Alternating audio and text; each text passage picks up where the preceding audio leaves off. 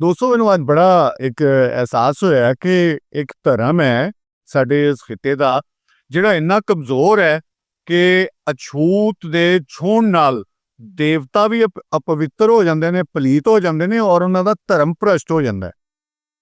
यानी कि जिहड़े धर्म दे मालक ने, जिन्हां नूं कहा जांदा है कि जी इन्हां तों धर्म टुरदा है, अगर कोई अछूत शूदर ਉਹਨਾਂ ਨੂੰ ਛੂਹ ਜਾਵੇ ਤੇ ਉਹ ਭ੍ਰਸ਼ਟ ਹੋ ਜਾਂਦੇ ਨੇ। ਫਿਰ ਦੂਜੀ ਗੱਲ ਇਹ ਵੇ ਕਿ ਅਗਰ ਉਹਨਾਂ ਦੀ ਬਾਣੀ ਕਿਸੇ ਸ਼ੂਦਰ ਜਾਂ ਅਛੂਤ ਦੇ ਕੰਨਾਂ ਵਿੱਚ ਪੈ ਜਾਵੇ ਤੇ ਉਹ ਵੀ ਅਪਵਿੱਤਰ ਯਾਨੀ ਪਲੀਤ ਹੋ ਜਾਂਦੀ ਹੈ। ਇੱਕ ਐਸਾ ਧਰਮ ਹੈ ਜਿਹਦੇ ਵਿੱਚ ਯਾਨੀ ਕਿ ਦੇਵਤਾ ਕਮਜ਼ੋਰ ਨੇ, ਧਰਮ ਕਮਜ਼ੋਰ ਹੈ, ਅਛੂਤ ਮਜ਼ਬੂਤ ਨੇ, ਉਹ ਤਾਕਤਵਰ ਨੇ ਬਕੌਲ ਇਹਨਾਂ ਦੇ ਅਮਲ ਦੇ ਕਿ ਅਗਰ ਉਹ ਇਹਨਾਂ ਨੂੰ ਛੂਹ ਜਾਣ ਤੇ ਇਹਨਾਂ ਦਾ ਧਰਮ ਭ੍ਰਸ਼ਟ ਹੋ ਜਾਂਦਾ ਹੈ। ਫਿਰ ਇਹ ਹੈ ਨੇ ਜਨਾਬ ਵੈਜੀਟੇਰੀਅਨ, ਜਦੋਂ ਕਿ ਸ਼ੇਰਾਂ ਵਾਲੀ ਮਾਂ ਸਵਾਰੀ ਕਰਦੀ ਹੈ ਸ਼ੇਰ ਦੀ, ਜਿਹੜਾ ਕਿ ਹੈ ਹੀ ਗੋਸ਼ਤਖੋਰ ਹੈ, ਜਿਹੜਾ ਮਾਸ ਖਾਂਦਾ ਹੈ। ਫਿਰ ਮੰਦਰਾਂ ਦੇ ਵਿੱਚ ਜਿਹੜੀ ਢੋਲਕੀ ਵਜਾਉਂਦੇ ਨੇ ਉਹਦੇ ਪੁੜੇ ਵੀ ਜਿਹੜੇ ਨੇ ਉਹ ਖੱਲ ਦੇ ਹੁੰਦੇ ਨੇ।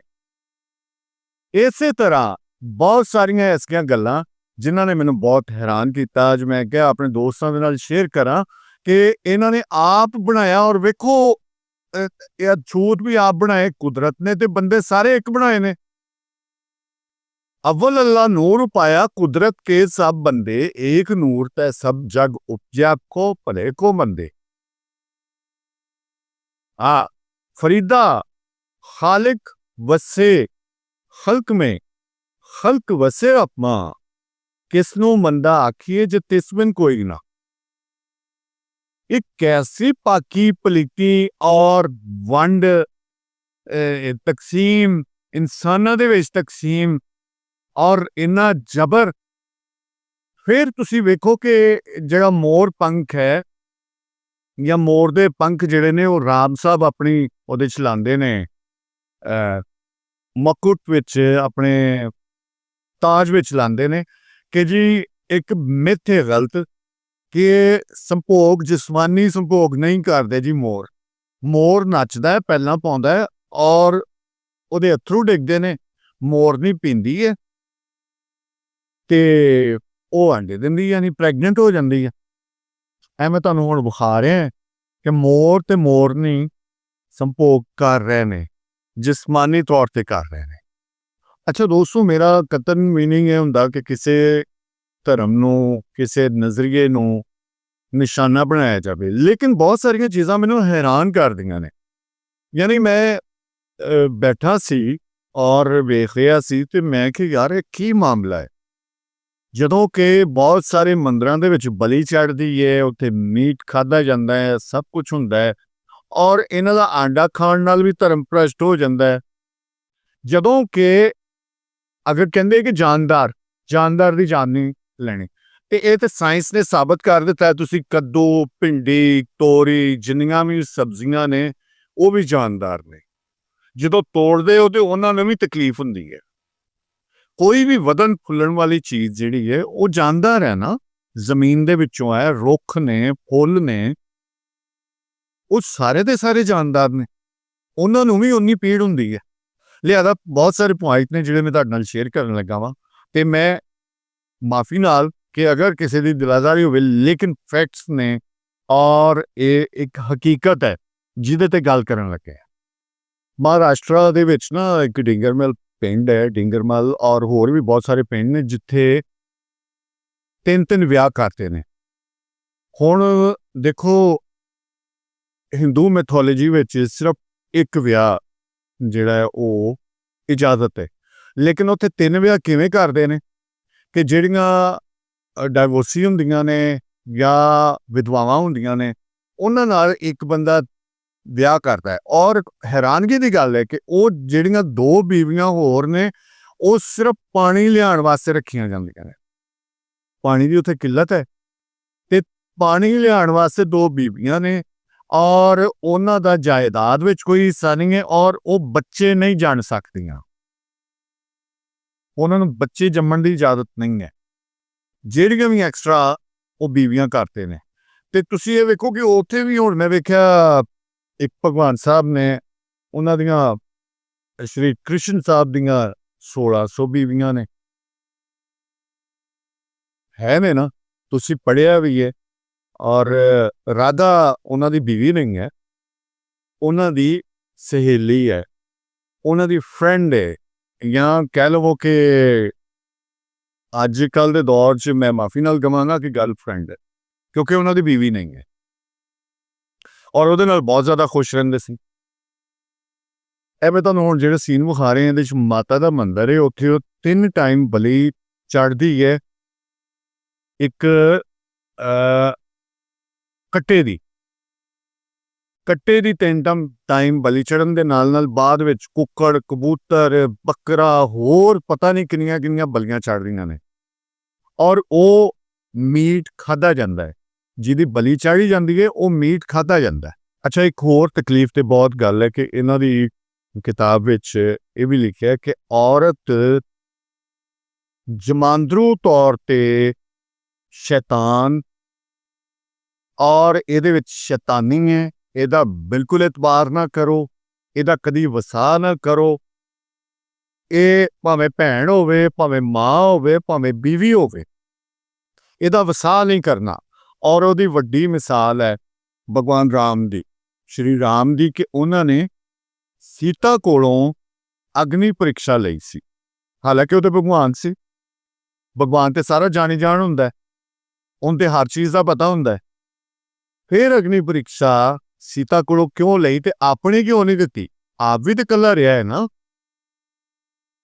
ਆਪ ਵੀ ਇਕੱਲਾ ਰਿਹਾ ਹੈ ਸੀਤਾ ਕੋਲੋਂ। ਅੱਛਾ, ਇਹਦੇ ਨਾਲ ਫਿਰ ਹੋਰ ਵੀ ਇੱਕ ਮਿੱਥ ਜੁੜੀ ਹੋਈ ਹੈ ਕਿ ਰਾਵਣ ਦੀ ਬੇਸਿਕਲੀ ਸੀਤਾ ਜਿਹੜੀ ਹੈ ਉਹ ਰਾਵਣ ਦੀ ਬੇਟੀ ਸੀ ਔਰ ਉਹਨੂੰ ਜਿਹੜੇ ਜੋਤਸ਼ੀ ਸਨ ਉਹਨਾਂ ਨੇ ਕਿਹਾ ਕਿ ਇਹ ਤੇਰੀ ਸਲਤਨਤ ਜਿਹੜੀ ਹੈ, ਤੇਰੀ ਬਾਦਸ਼ਾਹੀ ਹੈ, ਉਹਦੇ ਵਿਨਾਸ਼ ਦਾ ਕਾਰਨ ਹੋਏਗੀ। ਲਿਹਾਜ਼ਾ ਉਹਨੇ ਇੱਕ ਸੰਦੂਕ 'ਚ ਰੱਖ ਕੇ ਤੇ ਉਹਨੂੰ ਠੇਲ ਦਿੱਤਾ ਪਾਣੀ ਵਿੱਚ। ਮਹਾਰਾਜਾ ਦਸ਼ਰਥ ਨੂੰ ਉਹ ਮਿਲੀ ਔਰ ਉਹਨਾਂ ਨੇ ਫਿਰ ਸੀਤਾ ਨਾਂ ਰੱਖਿਆ। ਇਹ ਵੀ ਇੱਕ ਮਿੱਥ ਹੈ ਔਰ ਇਹਦੇ ਨਾਲ ਰਲਦੀਆਂ ਜਿਹੜੀਆਂ ਮਿੱਥਾਂ ਨੇ ਬਾਦਸ਼ਾਹੀ ਨੂੰ ਜਿਹੜਾ ਹੈ ਉਹ ਤਬਾਹ ਕਰਨ ਵਾਲੀਆਂ, ਤੁਸੀਂ ਕਹਿੰਦੇ ਹੋ ਜਿਹੜੀਆਂ, ਉਹਦੇ ਵਿੱਚ ਇਸਲਾਮਿਕ ਮਿੱਥ ਦੇ ਵਿੱਚ ਹਜ਼ਰਤ ਮੂਸਾ ਫਿਰੌਨ ਦੇ ਘਰ ਯਾਨੀ ਕਿ ਫਿਰੌਨ ਦੀ ਸਟੇਟ ਵਿੱਚ ਜੰਮਿਆ ਔਰ ਉੱਥੇ ਜਦੋਂ ਉਹਨੂੰ ਜੋਤਸ਼ੀਆਂ ਨੇ ਕਿਹਾ ਕਿ ਤੇਰੀ ਸਟੇਟ ਇਸ ਮਹੀਨੇ ਜਿਹੜਾ ਕੋਈ ਬੱਚਾ ਪੈਦਾ ਹੋਏਗਾ ਉਹ ਤੇਰੀ ਫਿਰੌਨੀਅਤ ਦਾ ਖਾਤਮਾ ਕਰੇਗਾ।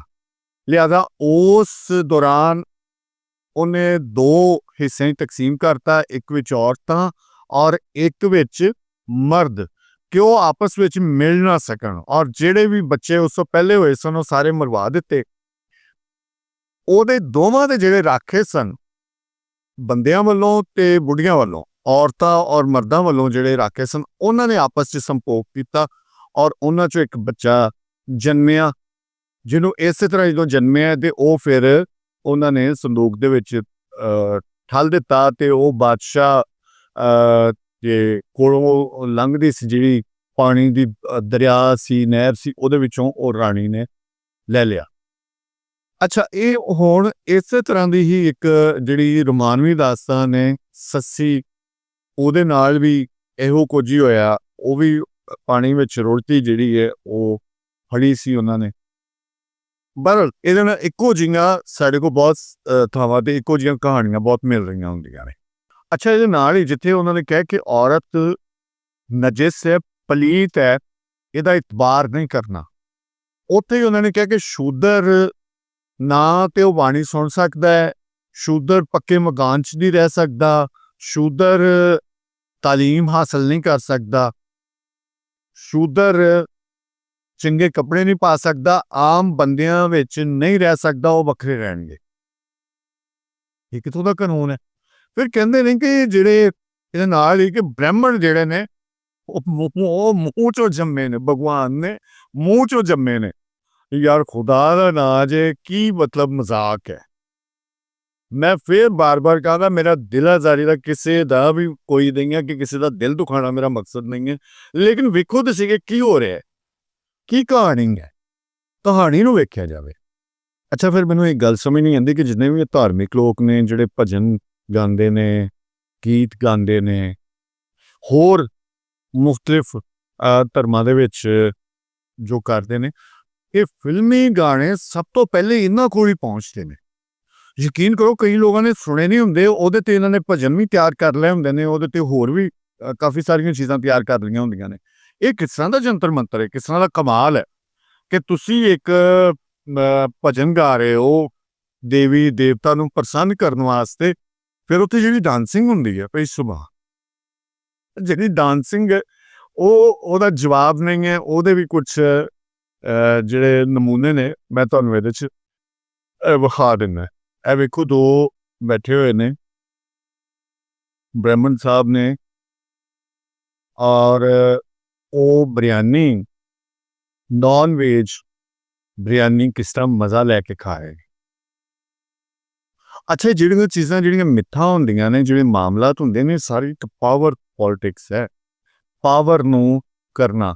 ਹੁਣ ਜਿਵੇਂ ਮੋਦੀ ਨੇ ਬੇਸਿਕਲੀ ਆਪਣਾ ਸਭ ਤੋਂ ਵੱਡਾ ਹਥਿਆਰ ਧਰਮ ਨੂੰ ਬਣਾਇਆ, ਔਰ ਧਾਰਮਿਕ ਉਹਨੇ ਵਿਤਕਰਾ ਪਾਇਆ ਹੈ, ਧਾਰਮਿਕ ਤੌਰ 'ਤੇ ਲੋਕਾਂ ਨੂੰ ਦੂਰ ਕੀਤਾ ਹੈ, ਉਹਨਾਂ ਨੂੰ ਲੜਾ ਰਿਹਾ ਆਪਸ ਦੇ ਵਿੱਚ, ਸਿਰਫ ਔਰ ਸਿਰਫ ਆਪਣੀ ਗਵਰਨਮੈਂਟ ਚਲਾਉਣ ਵਾਸਤੇ ਉਹ ਲੋਕਾਂ ਨੂੰ ਧਰਮਾਂ ਦੇ ਵਿੱਚ ਉਲਝਾ ਰਿਹਾ ਹੈ। ਲੇਕਿਨ ਲੋਕ ਐਡੇ ਸਿੱਧੇ ਨੇ ਕਿ ਵੇਖੋ, ਹਿੰਦੂ ਦੇ ਨਾਂ 'ਤੇ ਔਰ ਦੂਸਰੇ ਮਜ਼ਹਬਾਂ ਦੇ ਨਾਂ 'ਤੇ ਉੱਥੇ ਕਿੰਨਾ ਕਤਲੇਆਮ ਹੋ ਰਿਹਾ ਹੈ।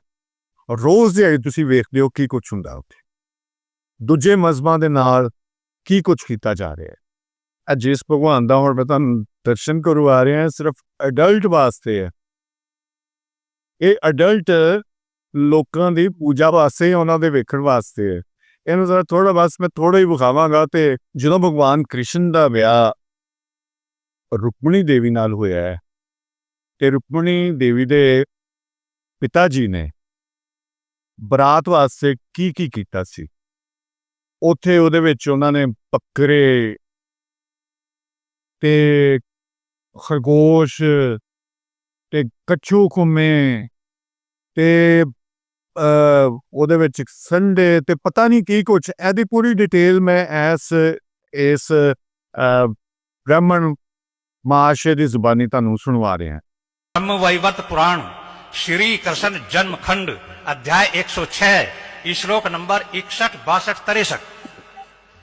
उसमें क्या लिखा कि जिस दिन श्री कृष्ण का विवाह रुक्मणी के साथ में हुआ, तो रुक्मणी के बाप ने बारात को दावत देने के लिए 1 लाख गाय काटी, 2 लाख खरगोश काटे, 3 लाख कछुए काटे, 4 लाख हिरण काटे, 5 लाख कस्तूरी वाले हिरण, 6 लाख नील गाय, 7 लाख बकरे, 8 लाख मेंढे। सारा हिंदुस्तान दावत में चला गया था क्या वो? ਅੱਛਾ, ਜਿਹੜਾ ਨੈਸ਼ਨਲ ਐਂਥਮ ਹੈ ਵੰਦੇ ਮਾਤਰਮ, ਇਹਦੀਆਂ ਸਿਰਫ ਪਹਿਲੀਆਂ 2-3 ਜਿਹੜੀਆਂ ਲਾਈਨਾਂ ਨੇ, ਉਸ ਤੋਂ ਬਾਅਦ ਜਿਹੜੀਆਂ ਦੇਵੀਆਂ ਦੇਵਤਾਵਾਂ ਦਾ ਜ਼ਿਕਰ ਕੀਤਾ, ਉਹਦੇ ਨਾਲ ਹੀ ਉਹਦੇ ਤੁਸੀਂ ਗੌਰ ਕਰੋ ਕਿ ਮੁਸਲਮਾਨਾਂ ਦੇ ਕਤਲ ਦਾ ਬਕਾਇਦਾ ਆਦੇਸ਼ ਦਿੱਤਾ ਗਿਆ, ਹੁਕਮ ਦਿੱਤਾ ਗਿਆ ਕਿ ਇਹਨਾਂ ਨੂੰ ਮਾਰਿਆ ਜਾਵੇ।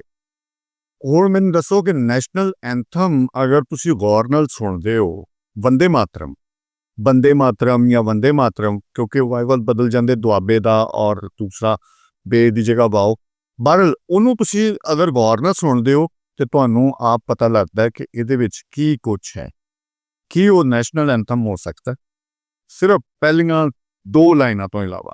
ਉਹਦੇ 'ਚ ਕੋਈ ਨੈਸ਼ਨਲ ਐਂਥਮ ਵਾਲੀ ਗੱਲ ਨਹੀਂ ਕੀਤੀ।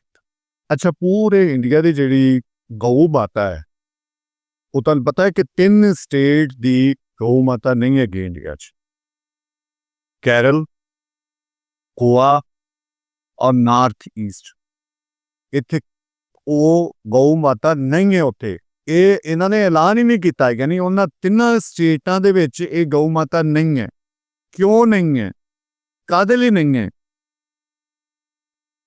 ਕਿਉਂਕਿ ਉਹ ਬੀਫ ਖਾਂਦੇ ਨੇ, ਉੱਥੇ ਬਿਲਕੁਲ ਸਭ ਕੁਝ ਹੁੰਦਾ। ਸੋ ਇਹਦੇ ਵਿੱਚ ਵੀ ਪਾਵਰ ਪੋਲਿਟਿਕਸ ਧਿਆਨ ਰੱਖਿਆ ਜਾਏ। ਬੀਫ ਸਪਲਾਈ ਵਿੱਚ ਇੰਡੀਆ ਦੂਸਰੇ ਨੰਬਰ ਤੇ ਵੇ ਪੂਰੀ ਦੁਨੀਆ 'ਚ, ਸ਼ਾਇਦ ਹੁਣ ਪਹਿਲੇ ਨੰਬਰ ਤੇ ਆ ਗਿਆ ਹੋਵੇ।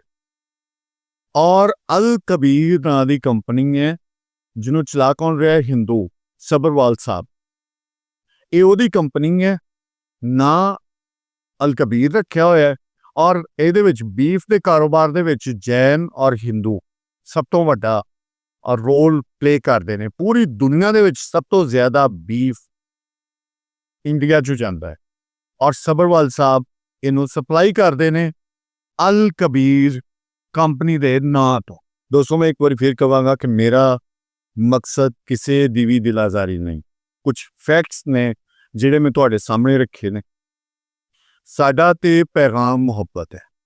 ਵੇਖੋ, ਮੈਂ ਇਹ ਗੱਲ ਕਹੀਏ ਕਿ ਉਹ ਕਿੰਨਾ ਮਜ਼ਬੂਤ ਮਜ਼ਹਬ ਜਾਂ ਉਹ ਸ਼ਖਸ ਜਾਂ ਦੇਵੀ ਦੇਵਤਾ ਹੋ ਸਕਦਾ ਹੈ ਕਿ ਜਿਹੜਾ ਜਿਹਦਾ ਇਹਨਾਂ ਤੇ ਈਮਾਨ ਹੈ ਕਿ ਇਹਨਾਂ ਨੇ ਹੀ ਬਣਾਏ ਨੇ ਇਹ ਸਾਰੇ, ਤੇ ਉਹ ਆਪ ਹੀ ਕਿਸੇ ਐਸੇ ਮਾਸੂਮ ਬੰਦੇ ਦੀ ਛੋਹ ਨਾਲ ਜਾਂ ਵੇਖਣ ਨਾਲ ਭ੍ਰਸ਼ਟ ਹੋ ਜਾਣ। ਫਿਰ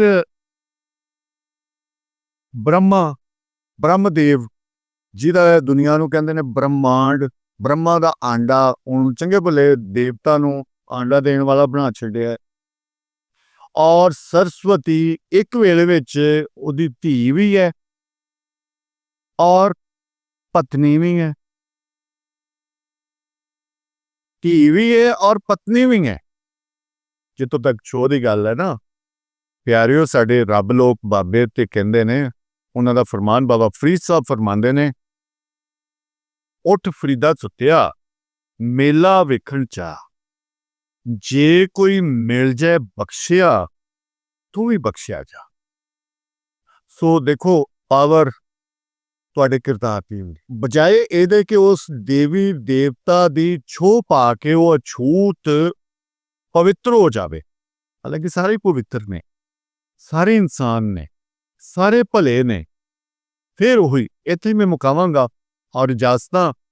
ਔਰ ਅਗਰ ਕਿਸੇ ਦਾ ਦਿਲ ਦੁਖਿਆ ਹੋਵੇ ਤੇ ਮਾਫੀਆਂ। अव्वल अल्लाह नूर पाया कुदरत के सब बंदे, एक नूर है सब जग उपजा, कौन भले कौन मंदे।